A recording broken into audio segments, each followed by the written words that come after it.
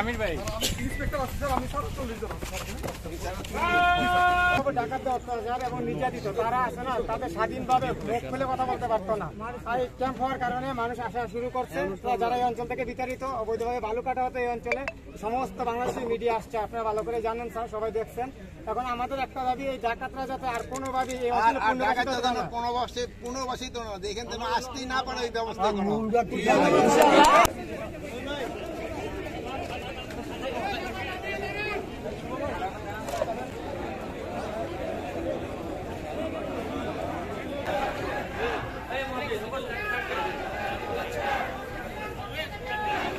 দাবি ছিল যে এখানে একটা পুলিশ ক্যাম্প করা, এই আমার সাউন্ডের সাথে যাতে দিও না, মানে পার্মানেন্ট ক্যাম্প করা হয় নাই, বাট সাময়িকভাবে এটা খোলা হয়েছে, হয়তো 100 পার্মানেন্ট হয়েছে।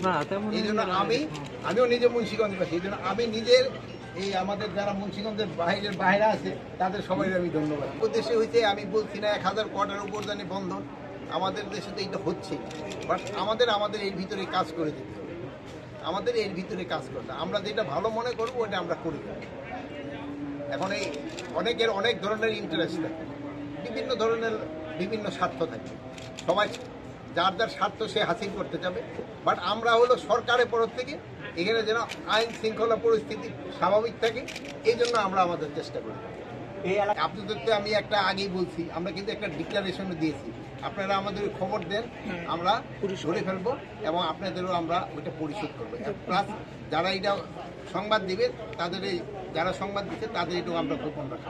বাংলাদেশ অবশ্যই পুলিশের চ্যানেলকে সাধুবাদ জানাই এবং আপনি স্বরাষ্ট্র মন্ত্রণালয় এবং আমাদের যারা প্রশাসনের সবাই আপনারা সাধুবাদ জানাবেন, আমি যেমন আপনারা জানাবেন সাধুবাদ।